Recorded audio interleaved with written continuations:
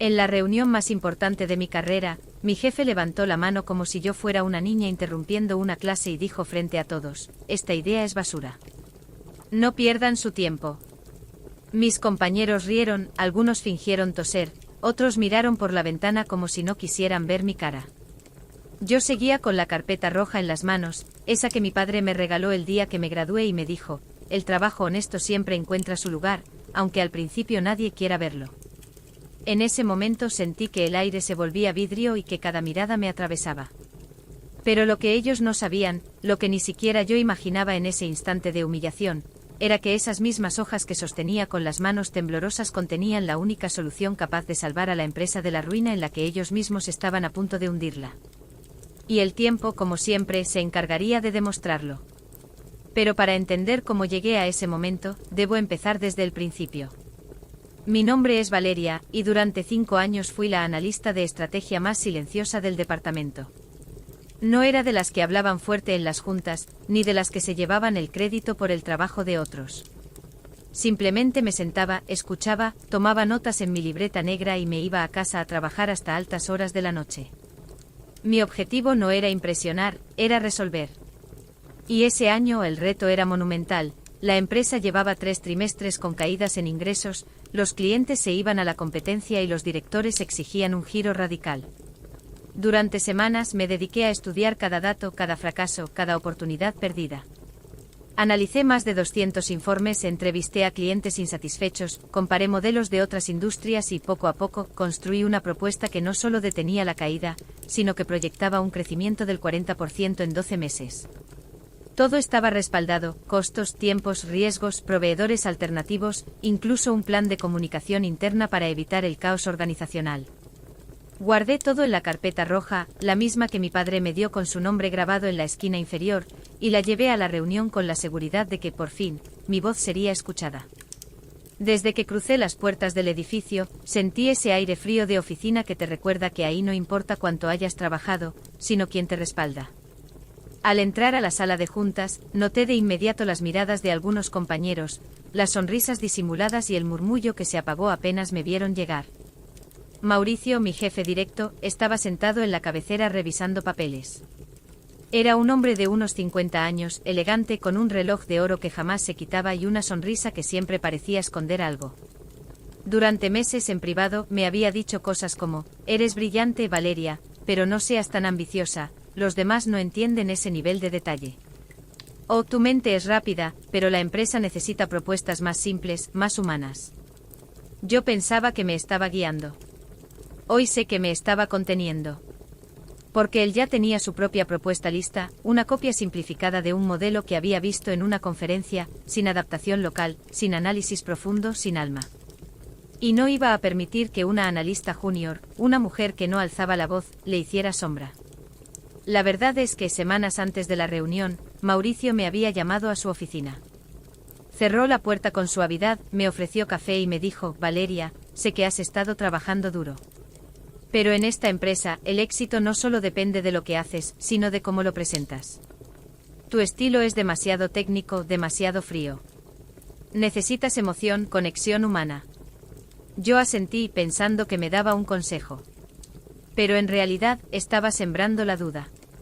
Porque lo que realmente temía era que mi propuesta, con su rigor y su claridad, expusiera la superficialidad de la suya. Él no quería una compañera. Quería una sombra útil, callada, que no desafiara su autoridad.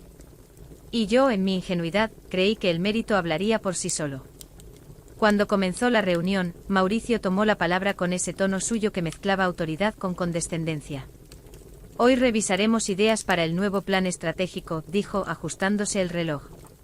Solo se considerarán propuestas con visión real, no cosas improvisadas o ingenuas. En ese momento Andrés, uno de sus favoritos, soltó una risa ahogada mirando hacia mí. Sentí como un calor incómodo me subía por la nuca. Cuando llegó mi turno abrí la boca para hablar, pero Mauricio se me adelantó. Sin siquiera mirarme dijo: la propuesta de Valeria ya fue analizada por mí y no vale la pena profundizar. Está incompleta, es poco ambiciosa y parece hecha por alguien que no entiende los desafíos reales de la empresa. Lo dijo con una sonrisa irónica mientras los demás asentían o tomaban café como si nada. Quise replicar, abrir mi carpeta roja, mostrar las gráficas, defender mi trabajo, pero en cuanto intenté hablar él levantó la mano y me pidió silencio, como si yo fuera una recién llegada sin derecho a opinar.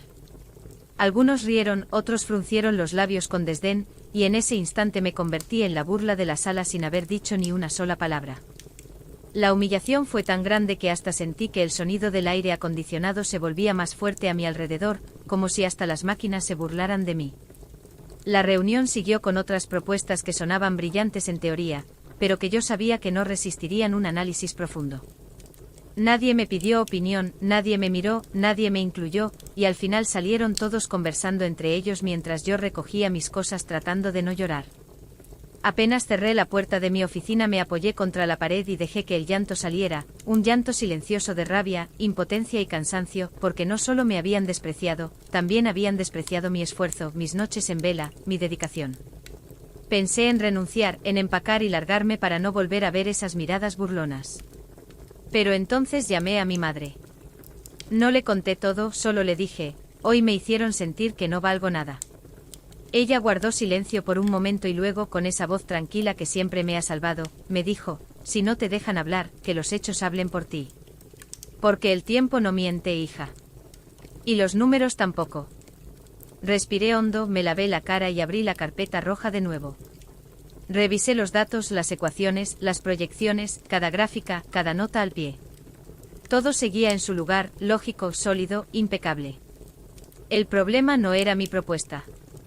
El problema era que nadie quería escucharla, porque escucharla significaba admitir que una mujer callada sabía más que ellos. Decidí no tirarla. La guardé en el cajón más profundo de mi escritorio, debajo de los recibos y las facturas viejas, como si fuera un tesoro que el mundo aún no merecía ver. Pasaron semanas y los proyectos aprobados comenzaron a mostrar su verdadera cara. El plan de Mauricio, basado en externalizar servicios clave sin evaluar riesgos, disparó los costos en un 65%. Los proveedores se quejaban de plazos imposibles, los tiempos de entrega se atrasaron en un 80%, y los supuestos beneficios no aparecían por ningún lado. La empresa perdió 2 clientes mayores, y los directores empezaron a enviar correos a las 3 de la mañana exigiendo soluciones. Las reuniones se volvieron tensas con gritos ahogados y acusaciones cruzadas.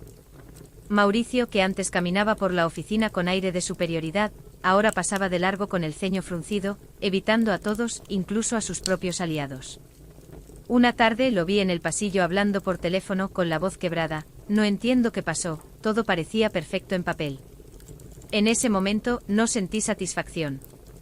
Sentí tristeza. Porque su arrogancia no solo lo había cegado a él, sino a toda la empresa. La situación estaba tan crítica que uno de los directores, el señor Rivas, decidió revisar cada propuesta que había sido descartada en la reunión inicial, incluso las que habían sido rechazadas sin evaluación. Alguien tuvo que ver esto venir, dijo en una junta de emergencia.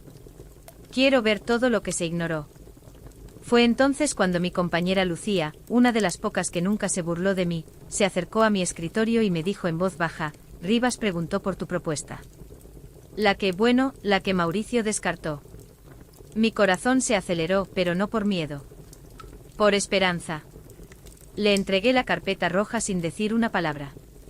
Ella la tomó con respeto como si supiera que no era solo papel, sino dignidad envuelta en cartón. Así fue como llegó a mis manos la carpeta roja. Cuando el equipo la analizó con calma, sin burlas, sin prejuicios y sin la sombra de Mauricio encima, se dieron cuenta de que no solo era funcional, sino que resolvía exactamente los problemas que estaban enfrentando. Los números calzaban, un ahorro del 30% en logística, un aumento del 50% en satisfacción proyectada del cliente, un plan de transición de solo 8 semanas. El riesgo estaba calculado, las alternativas estaban listas, y hasta el impacto ambiental había sido considerado. Me llamaron a una reunión urgente para explicar en detalle puntos clave, y esta vez la sala estaba en silencio absoluto mientras yo hablaba. Nadie me interrumpió, nadie se rió, nadie me minimizó. Tomaban notas, asentían, preguntaban y se mostraban sorprendidos por cada proyección que les mostraba. En un momento el señor Rivas dijo en voz alta, no entiendo cómo una propuesta así fue ignorada. Yo lo sabía, pero guardé silencio. No por miedo. Por dignidad. Porque entendí que la verdad no necesita gritar para imponerse. 2 días después llegó el comunicado oficial. Mi idea sería el nuevo plan principal de la empresa. Mauricio tuvo que anunciarlo frente a todo el equipo en una reunión extraordinaria. Lo hizo con la voz tensa, evitando mi mirada, y dijo que la propuesta era excelente, innovadora y perfectamente ejecutable. Yo estaba ahí observándolo mientras trataba de sostener el tono de voz sin delatar la incomodidad que le provocaba admitir que había estado equivocado. Los compañeros que se habían reído se acercaron a felicitarme con sonrisas incómodas, como si quisieran borrar lo que pasó con un apretón de manos.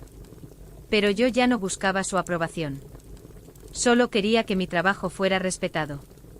El proyecto se implementó y los resultados no tardaron.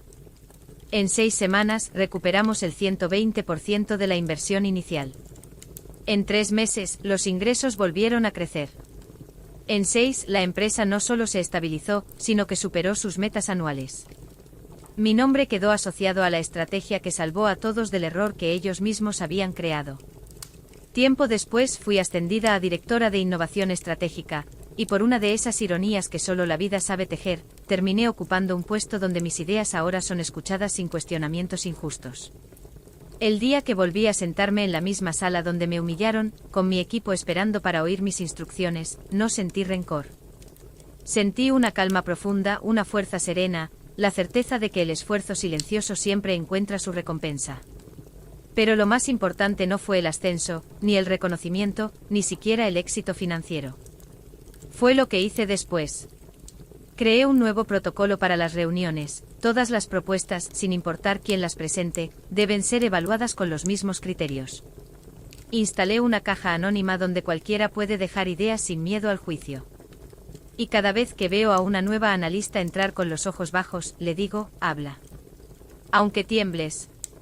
Porque tu voz puede ser la que salve a todos.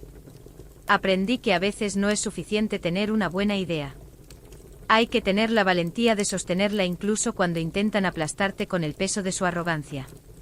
Y que el tiempo, tarde o temprano, pone cada cosa en su lugar, dejando claro que el talento no necesita gritar. Solo necesita una oportunidad para demostrar lo que siempre estuvo ahí. Hoy, cuando entro a una reunión, no llevo la carpeta roja para probar nada. La llevo como recordatorio, de que el respeto no se ruega, se gana. De que la humillación duele, pero la verdad duele más, sobre todo cuando se impone con elegancia. Y de que al final, no necesité venganza. Solo dejé que mi trabajo hablara, y esta vez todos escucharon.